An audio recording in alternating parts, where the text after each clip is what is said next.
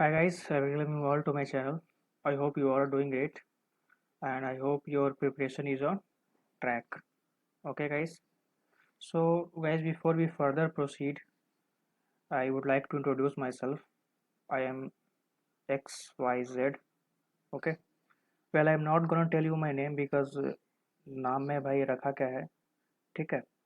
Well, in short, I would like to tell I am cat 2292 percentiler. Well, I didn't join any of the IM that I have converted, and presently I am doing what I like to do. I will also show you my scorecard so that you can rely on me. ठीक है? So guys, the purpose of making this video is that yesterday I got some messages on my Insta and एक लड़के ने message किया था और he was in total stress और बोल रहा था भैया 4 महीने बचे मैं कैट कैसे क्रैक करना है, ठीक है? तो हम लोग जानते हैं कि कैट शायद लास्ट नवंबर में होता है मंथ में, तो शायद 26 नवंबर को आपका कैट होगा, ठीक है? तो आई एम श्योर कि ऐसे सवालों से आप लोग भी बहुत लोग जो होंगे जो इससे फेस कर रहे होंगे कि 4 मंथ है बचा हुआ, कैसे कैट निकलना है। मेरे टाइम पे भी मैंने भी ऐसे ही सोच रखा था कि यार 4 महीने है, कैसे कटेगा, कैसे होगा ये सब, ठीक है? 4 महीने ऐसे गुजर जाएंगे कि आपको पता भी नहीं चलेगा, क्योंकि दिवाली है, दशहरा है, ठीक है, गणेश चतुर्थी है, उसी में टाइम निकल जाता है। So guys, here is the key to get into an IM. So guys, in my perspective, CAT is the most easiest exam that I have ever appeared in. अब ये सुनकर तुम लोग गालियाँ देना स्टार्ट कर दोगे, बट गाइज जेन्युइनली स्पीकिंग, जिस एग्ज़ाम में ऑलमोस्ट 40% जो स्टूडेंट जो अपेयर होते हैं, ठीक है, उसमें जो क्वांट सेक्शन होता है जो सबको हार्ड लगता है, उसमें 40% स्टूडेंट सिर्फ एक क्वेश्चन भी सॉल्व नहीं कर पाते हैं, ठीक है? एक क्वेश्चन भी सॉल्व नहीं कर पाना अपने आप में बहुत बड़ी बात होती है।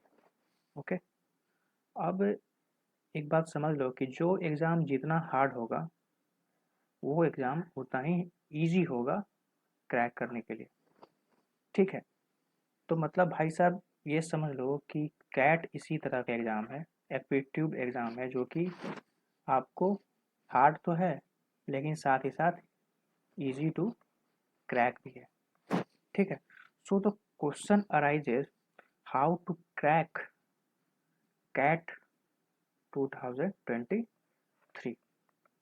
गाइस देखो, कोई हार्ड एंड फास्ट रूल तो नहीं है कि कैट आपका 2023 आपका, मैं अगर जो कोई बता दूँ उपाय तो आपका क्रैक हो जाएगा, क्लियर हो जाएगा। लेकिन मैं अपना जो एक्सपीरियंस है, मैंने भी 4 मंथ्स से ही प्रिपरेशन करा था, ठीक है? तो मैंने ऑलमोस्ट जून लास्ट से प्रिपरेशन स्टार्ट करा था और वो भी मुझे मुश्किल से 4 साढ़े 4 महीना मिला प्रिपरेशन करने के लिए, क्योंकि मैं साथ में सिविल सर्विसेज का भी प्रिपरेशन कर रहा था, ठीक है? तो यार करना कुछ नहीं है क्रैक करने के लिए, बस कुछ सेलेक्टेड टॉपिक्स आपको पढ़ने हैं और उसी पे आपको फोकस करना है, ठीक है? और मैं एक डिस्क्लेमर दे देता हूँ कि मैंने ये स्ट्रैटेजी खुद पे अप्लाई करा था, ठीक है? कोई ज़रूरी नहीं है कि आप भी अप्लाई करोगे तो आप भी सक्सेस हो जाओगे, लेकिन हाँ मैं इतना ज़रूर कहूँगा कि अगर आपको इसमें से कोई अच्छा एक्सट्रैक्ट लगता है, कोई अच्छा पॉइंट लगता है, तो आप उसको यूज़ में ला सकते हो, ठीक है? तो और मैं ये भी बता दूं कि ये वीडियो जो है आपको NC OBC SC and ST students के लिए होगा, ठीक है? ओपन कैटेगरी के लिए ये नहीं है। अब जो ओपन कैटेगरी के स्टूडेंट देख रहे हैं वो भाई वीडियो छोड़ दीजिए, कोई दिक्कत नहीं है, लेकिन हाँ कोई इंपॉर्टेंट अगर एक्सट्रैक्ट आपके लिए भी मिल जाए तो वो भी बेटर है। लेकिन जो मेनली जो वीडियो जो डेडिकेटेड होगा ये NC OBC and SC ST students के लिए, ठीक है? So let's talk about CAT 2023 convener.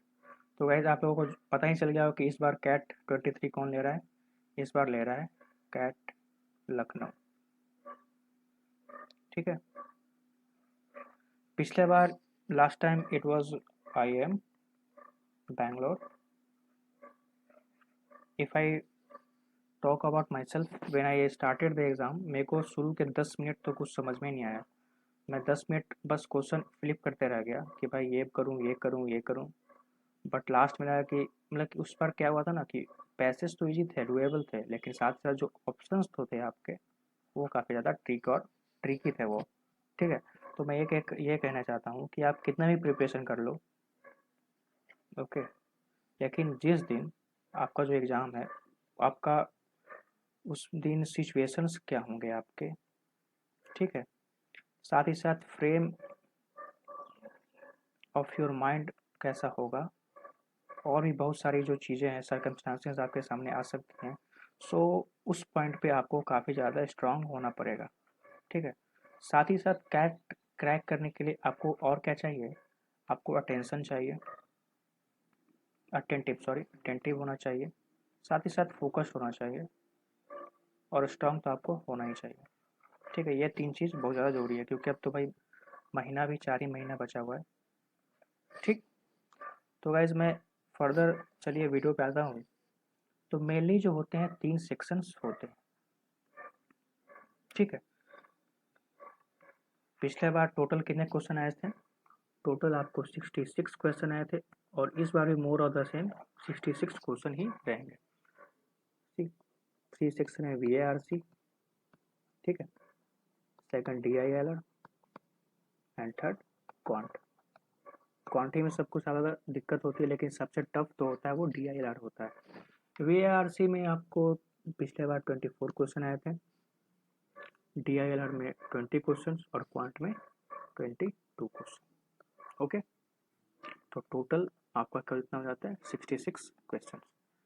For getting an IIM call you need, for only SC, OBC and ST students, you need to have 80 percentile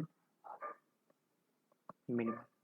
call तो आपको 75 percentile पे ही आना start हो जाएंगे, लेकिन एक सम्मानजनक स्कोर के लिए आपको 80%, ठीक है, जाएंगे IIM में तो अच्छा से होकर जाएंगे।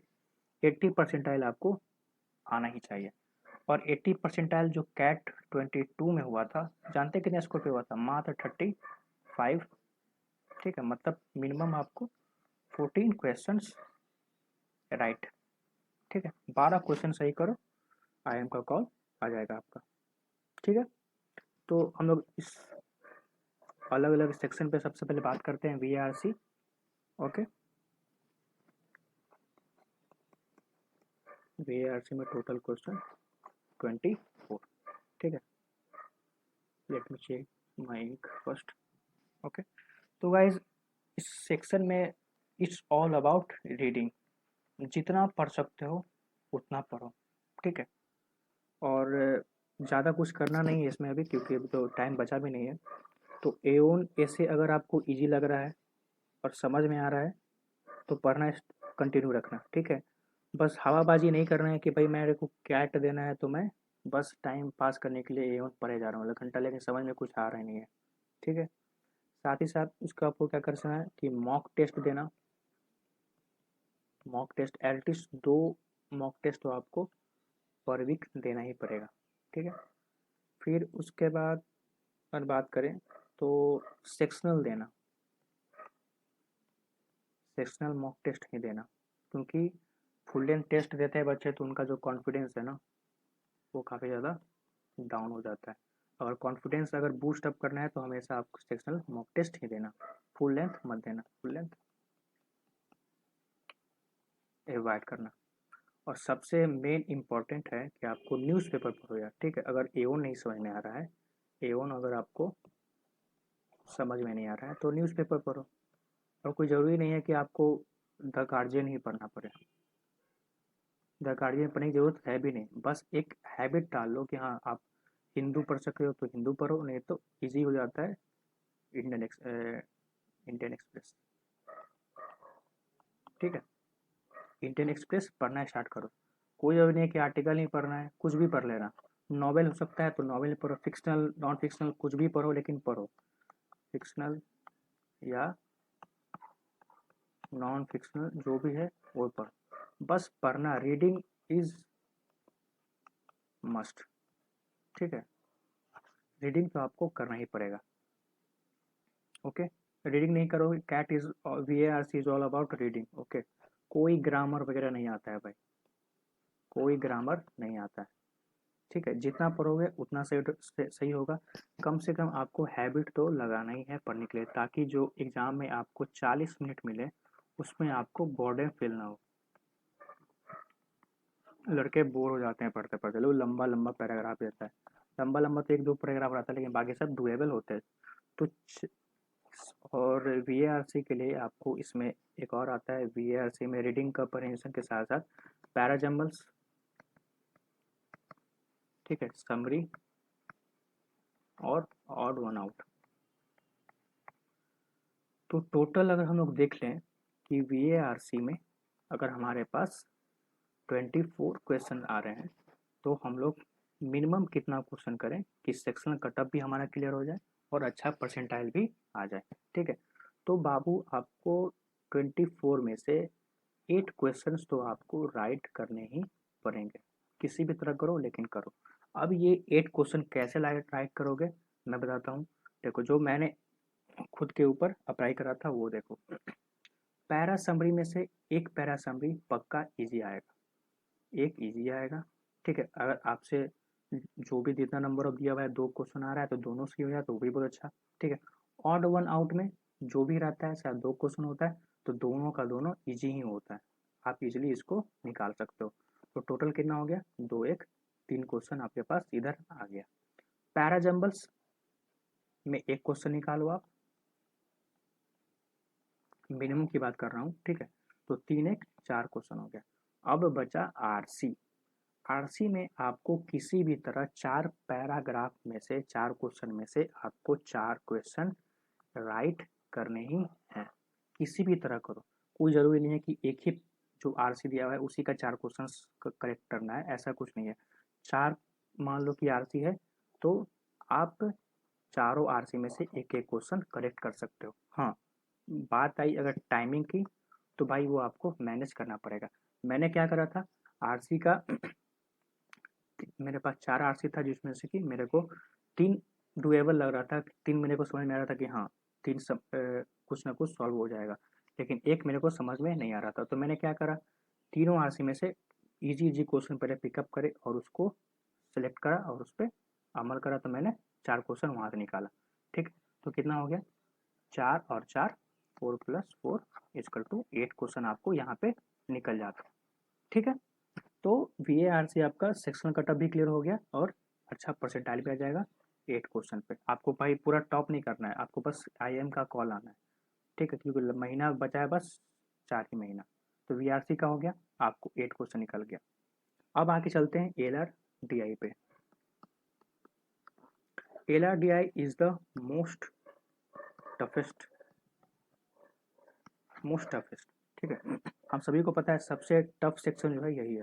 कोई सिलेबस नहीं है इसका, कहाँ से क्वेश्चन आएगा किसी को कुछ नहीं पता होता है। ठीक है, the only thing you can do is practice as much as you can do, solve DI or sets and 5 से 6 टाइप्स के जो है आपको DLR सेट्स के जो है ना प्रोटोटाइप बना लो।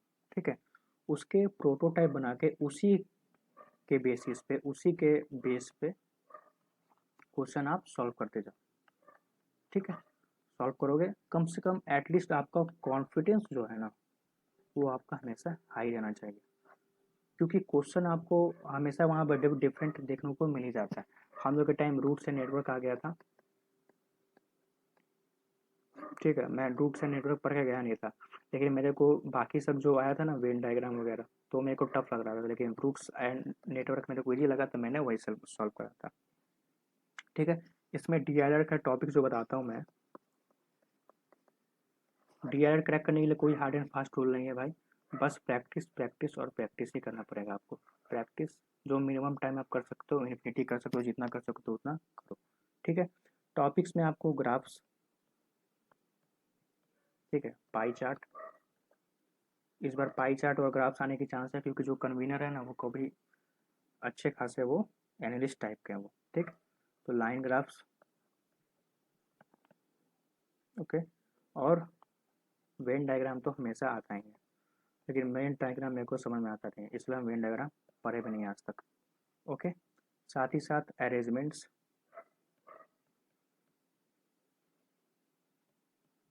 और games and,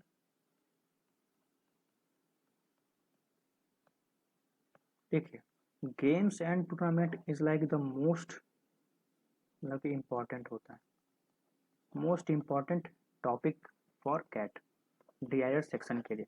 games and tournament हमेशा आता ही आता है, लेकिन अगर गेम्स एंड टूर्नामेंट का क्वेश्चन आता भी है तो काफ़ी ज़्यादा टफ आता है। अगर आप इसमें अगर टाइम लगा लिए तो 40 मिनट ऐसे निकलेगा कि आपको पता भी नहीं चलेगा। तो मैं हमेशा गेम्स एंड टूर्नामेंट अवॉइड ही करता था। ओके, तो मैंने DIR में कैसे सॉल्व करा, देखो मेरे टाइम पे रूट्स एंड नेटवर्क आए थे, ठीक है। टोटल क्वेश्चन आपको थे मेरे पास 20 क्वेश्चंस। मेरे को पता था कि DIR मेरे से सॉल्व नहीं होगा, बहुत लोगों से सॉल्व नहीं होता है, अधिकतर बच्चे DIR में फंस जाते हैं, टाइम निकल जाता है उनका, सॉल्व नहीं होता है। मैं बताता हूँ आपको, मिनिमम आपको 20 में से 20 क्वेश्चन सॉल्व नहीं करने हैं। पता है आपको कितने क्वेश्चन सॉल्व करने हैं, minimum 3 question, only 3 question solve करो, निकलो, ठीक है। 3 क्वेश्चन जिस मोमेंट पे आपका सॉल्व हो गया, बस आप चुपचाप शांति से बैठ जाओ। 3 क्वेश्चन, ज़्यादा है ही नहीं करना, बस 3 क्वेश्चन ही करना है, किसी भी तरह करो लेकिन 3 क्वेश्चन आपको करना ही करना है। सपोज करो कि अगर आपके एग्जाम में बारग्राफ आ जाता है तो आप इजीली 4 के 4 क्वेश्चन कर लोगे, मतलब कि एक सेट आपका अगर सही हो गया तो आपको कितना हो जाता है 80 परसेंटाइल मिनिमम, तो आपको आ ही जाएगा। लेकिन हमको ओवरऑल अगर 80 परसेंटाइल आना है तो मैंने VARC में कितने सॉल्व कर दिए हैं, 8 क्वेश्चन सॉल्व कर दिए हैं। DIR में हमें कितना करना है, मात्र 3 क्वेश्चन, दिमाग में डाल के जाओ। मैंने कितना क्वेश्चन सॉल्व किया था, शायद मैंने भी 3 या 4 ही क्वेश्चन सॉल्व किया था, ठीक है। तो VARC का आपका 3 क्वेश्चन, ज़्यादा नहीं। अब जब मैं अपनी बात करूं तो मेरे को पता था कि जब मैंने एग्ज़ाम देकर के आया तो मेरे को पता था कि जो DIRL जो है ये मेरा लुटिया डुबाएगा, और हुआ भी वही, ठीक है। तो ये नॉर्मल है, स्ट्रेस लेने की बात कोई है नहीं। अगर आपसे DLR का क्वेश्चन सॉल्व नहीं हो रहा है, DILR आपको डीमोटिवेट कर रहा है तो कोई बात नहीं, ये एक न्यू नॉर्मल ही समझ लो इसको, कोई नया बात नहीं है, ऐसा ही है, शुरू से सही होते आ रहा है। DLR पहले ही आता था लेकिन 2017 के बाद से DLR काफ़ी ज़्यादा टफ आने लग गया, ठीक है। तो भाई जब फाइनली आता है आपका क्वांट सेक्शन, जो कि स्पेशली किनको टफ लगता है, नॉन इंजीनियर्स, ठीक है। मैं भी एक नॉन इंजीनियर हूँ तो मुझे भी ठीक ठाक लगता था, नॉन इंजीनियर्स के लिए भी ठीक है, लेकिन क्वांट सेक्शन लेकिन सबसे इंटरेस्टिंग भी यही है। अगर इसकी बात करूँ तो मैं अभी बताया 40% स्टूडेंट जो है वो आपको एक क्वेश्चन भी सॉल्व नहीं कर पाते, तो समझ लो कि ये कितना टफ होता है। इससे भी आपको 30 मार्क खान बनने की ज़रूरत नहीं है। क्या करना है, 5 से 6 टॉपिक्स आपको पढ़ के जाने हैं बस, 5 to 6 टॉपिक्स ओनली। कौन कौन है मैं आपको बता देता हूँ। सबसे पहला आपको क्या करना है, मेंसुरेशन, ठीक है। Second you can have inequalities, on third you can have in arithmetic sections you can do profit and loss, okay, average and ratios.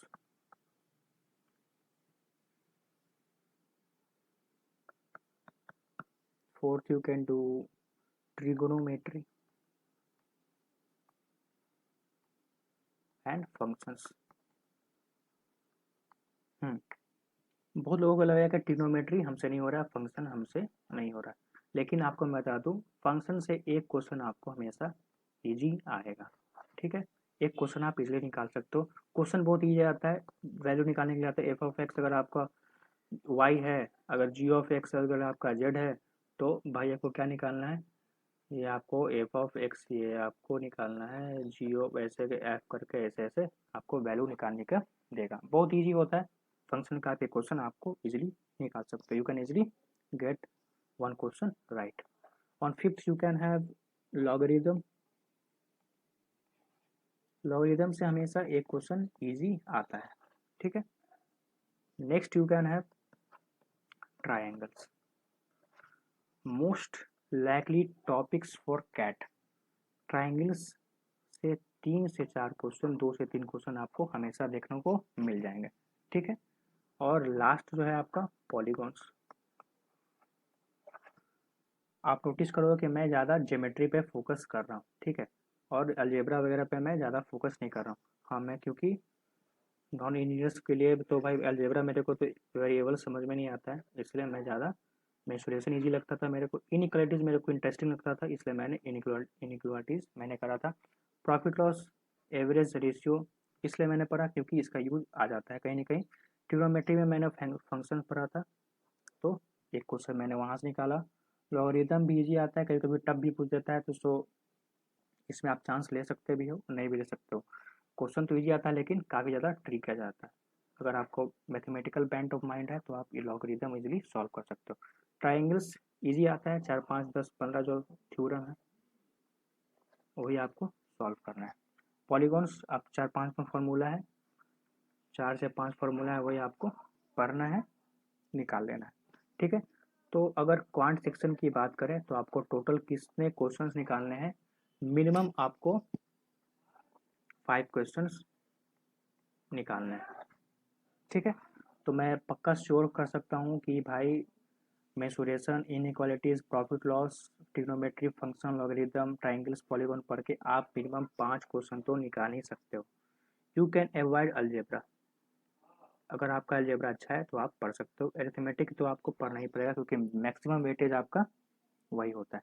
ठीक है, ये मिनिमम मैं बता रहा हूँ, 5 क्वेश्चन मिनिमम। अगर आप 8 से 9 क्वेश्चन यूज बना सकते हो तो बहुत अच्छा है, सीधे 92% आपका आ जाएगा क्वांट में। लेकिन एक बात समझ लो कि हमेशा क्वांट सेक्शन में एक इंजीनियर ही आगे आएगा। मैंने देखा है बहुत सारे नॉन इंजीनियर्स को भी क्वांट में 99% आते हुए, लेकिन अब उस टाइम पे क्या होगा मेरे को पता नहीं, लेकिन मिनिमम आपको ज़्यादा 30 मार्क खान नहीं बनना है। 5 क्वेश्चन आराम से बना के निकलो, काम ख़त्म करो, बेवकूफ़ रहो, कोई दिक्कत नहीं है भाई। तो मैंने क्या बताया, ज़्यादा 30 मार्क खान बनना भी नहीं। VARC, DILR और ज्ञानी ज़्यादा नहीं बनना है। ठीक है, ज़्यादा ज्ञान मत पेला करो। ओके, तो क्वांट बहुत लोगों के लिए इससे क्या होगा, किसे नहीं होगा। अरे भाई बताते हैं भाई, मैंने जो करा ना वही मैंने इसी तरह से अपना कैट में 92 परसेंटाइल लाया है। कोई नया स्टूडेंट नहीं हूँ मैं भी नॉन इंजीनियर हूँ। ठीक है, तो कैट में कितना आ गया आपका, VARC में आपको कितना क्वेश्चन, 8 क्वेश्चन। DIR मिनिमम आपको 3 क्वेश्चन, और क्वांट आपको मिनिमम आपको क्या निकालना है, 5 क्वेश्चन।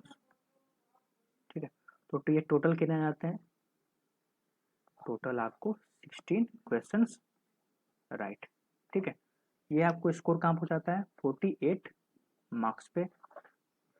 ठीक है, on 45 marks you will have 80 percentile. अब कितने को लगेगा कि भाई 45 मार्क्स पे 15 क्वेश्चन राइट्स पे 80 परसेंटाइल। अरे हाँ भाई 80 परसेंटाइल। अगर कैट 22 की बात करूँ, जब IIM बैंगलोर लिया था तो उस समय जो सबकी ले रखी थी, उस समय on 36 marks you will have 80 percentile. तो समझ लो कितना डिफरेंस आ जाता है। तो इससे आपको क्या पता लगता है कि कैट का जो परसेंटाइल है वो बहुत सारे चीज़ों पे डिपेंड करता है।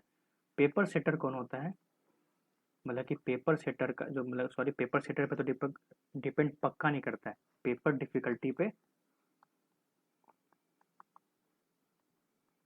सेट ये करता है। अगर कोई बोल रहा है कि IIM लखनऊ का जो कन्वीनर है वो अगर उसका पास्ट हिस्ट्री अगर ऐसा है, वो ऐसा क्वेश्चन सॉल्व करेगा, ऐसा क्वेश्चन सेट करेगा, तो बकवास है वो। ठीक, ऐसा कुछ नहीं होता है, वो सब लेके मत चलो, पेपर डिफिकल्टी पे डिपेंड करेगा। साथ ही साथ जो शिफ्ट में काइंड ऑफ स्टूडेंट कैसे बैठते हैं उस पर भी डिपेंड करता है। ठीक है, और साथ ही साथ आपका नंबर ऑफ अटेम्प्ट्स पे। मैं ये नहीं बोल रहा हूँ कि आप बस सिर्फ और सिर्फ कितना क्वेश्चन, 16 क्वेश्चन ही सॉल्व करके आओ। तुम 20 करो 25 करो कोई दिक्कत नहीं है, लेकिन मैं एक मिनिमम बता दे रहा हूँ कि मिनिमम आपको 15 से 16 क्वेश्चन आपको सॉल्व करके आना ही है, कम से कम 80 परसेंटाइल लाने के लिए। सो 80 percentile means 15 to 16 question should be correctly right, negative नहीं होना चाहिए। ठीक है, आप करो 20 करो 25 करो, मुझे उससे कुछ फर्क नहीं पड़ता, लेकिन 80 परसेंटाइल से आपको IIM का कॉल आना स्टार्ट हो जाएगा for NC OBC SC ST candidates. Open category का इसमें से कुछ नहीं आएगा। ठीक है, मैं पहले बता दूँ, खास करके जेम्स का तो पक्का नहीं आएगा, जेम का तो खैर पक्का नहीं आने वाला है इसमें। ठीक है, तो मैं ये बता दूं कि अगर जेम की बात करें तो मिनिमम जो है वो आपको 93 परसेंट अगर आपका आता है तो कम से कम आपका IIT रुड़की से तो आपका कॉल आ ही जाएगा। ठीक है, मैं जेम की बात अगले वीडियो में करूँगा। ठीक, तो मैंने इस बार NC OBC को टच करा है, SC ST को, तो मिनिमम क्या हो गया आपका 80 percentile should be your aim. कहीं पर बोर्ड पे कहीं भी जहाँ पढ़ रहे हो वहाँ पर चिपका के रख लो। So remember guys, the golden percentile is 80 percentile that you have to achieve. ठीक है, और पिछले बार तो 36 पे ही आया था। सो इस बार भी अगर क्वेश्चन का लेवल अगर डिफिकल्ट हो सकता है तो उससे भी कम घटेगा, लेकिन मेरे को लगता है कि इस बार IIM लखनऊ थोड़ा सा इजी क्वेश्चन सेट करेगा, क्वांट भी थोड़ा सा इजी रहेगा, और उसका हिस्ट्री बताता है कि VARC ठीक ठाक रहता है, इजी होता है, इजी टू मॉडरेट होता है, लेकिन DILR जो है वो काफ़ी ज़्यादा टफ होता है। तो सो आपको उस पर ध्यान रखना पड़ेगा। ठीक है, so guys you need to be consistent. ठीक है, dedicated and focused. 4 months to CAT. Room में बंद करो, कंसिस्टेंट रहो, डेडिकेटेड पढ़ाई करो, वेब सीरीज छोड़ दो। ठीक है, so yeah guys this is my CAT 2022 scorecard. I have appeared in 2022 and this is my address. I basically belong from Bihar, which is capital is Patna. Okay, photo मैंने छिपा के रखा है और सिग्नेचर में अपना नाम लिखता हूँ, इसलिए मैंने इसको भी छिपा दिया। मैं आइडेंटिटी अपनी डिस्क्लोज नहीं कर रहा हूँ बिकॉज मैं किसी को पता नहीं कि मैं ये सब कर रहा हूँ। ठीक है, कॉलेज के बस एक फ्रेंड को पता है कि मैंने ये सब स्टार्ट करा है, कुछ कैट भी दिया है। ठीक, तो किसी को पता नहीं है ये सब, तो मैं छुपा के नहीं रख रहा हूँ अभी अपनी आइडेंटिटी।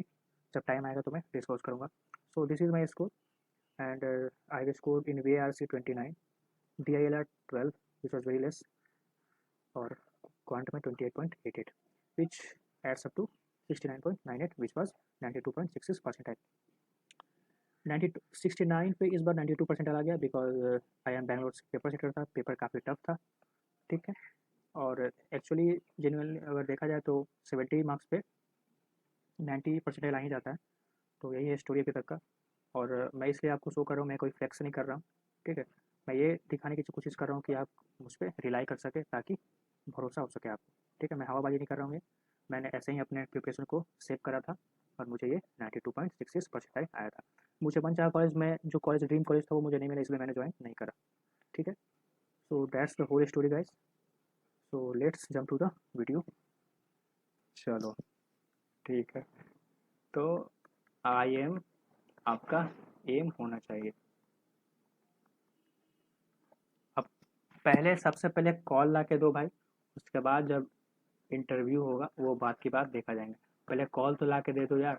ठीक है, तो 80 परसेंटाइल पे आपका कॉल आना स्टार्ट हो जाएगा, लेकिन कभी कभी 75 परसेंटाइल पे भी आना स्टार्ट हो जाता है। जो न्यू IIMs हैं, IIM बोध गया, इस सब पे ये सब जो है आपका 75 परसेंटाइल पे कॉल देने स्टार्ट कर देगा, लेकिन किसको? नॉन इंजीनियर्स को, OBC को। ठीक है, नॉन इंजीनियर्स OBC का तो भाई एकदम क्या ही बताया, एकदम क्या मज़ा आ जाता है वो लोग को।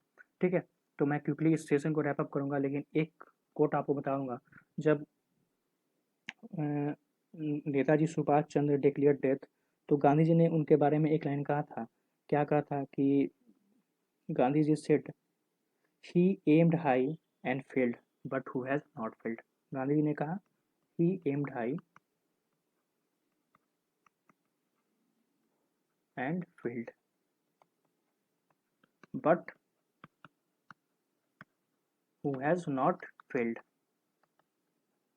ठीक है, इस पे क्या पता चलता है कि भाई आपको ट्राई तो करना ही पड़ेगा, at least you can not give up on your self. हमेशा गिव अप नहीं करो यार, गिव अप कभी करना ही नहीं। आप लड़ो उसको, 4 महीने बचे हुए, 4 महीना तुम जीत तोड़ मेहनत कर दो, ठीक है। फेल होंगे कोई दिक्कत नहीं है, कम से कम क्या आएगा, कम से कम थोड़ा सा ज्ञान तो आ जाएगा, ठीक है, ज्ञान तो आपको आ जाएगा, वो लाइफ में आपको काफ़ी ज़्यादा हेल्प करेगा। मैं अपनी बारे में बताऊँ, मेरे को जब कैट का जब मैंने प्रिपरेशन स्टार्ट करा, उसके पहले मेरे को मतलब कि मैथ्स में है ना, प्ले करने में बड़ा डर लगता था, लेकिन अब तो भाई मैथ्स आओ तो सही, क्वांट्स आओ तो सही, अब इतना अच्छा लगता है ना, क्वांट्स प्ले करने में इतना मस्त लगता है कि भाई आई ऑलवेज लाइक मैथ्स, ऐसा हो गया है मेरा। ठीक है, तो यही आपके साथ भी होने वाला। 4 महीने आप बढ़िया से दे दो इसको, एकदम मन लगा के, डेडिकेटेड फोकस होके पढ़ाई करो। कोई भी वेब सीरीज देखना है तो संडे को देख लो यार, कोई दिक्कत नहीं, जैसे चीट मिल करते हो उसी तरह चीट डे कर लो, ठीक है, लेकिन डेडिकेटेड हमेशा रहना है। So that's all for today guys, I hope you have like the video and you know what to do further. Like करो, सब्सक्राइब करो, अच्छा लगा वीडियो तो। So see you in next video and you can comment down your queries. All the best guys, take care, okay, see you in the next video, bye.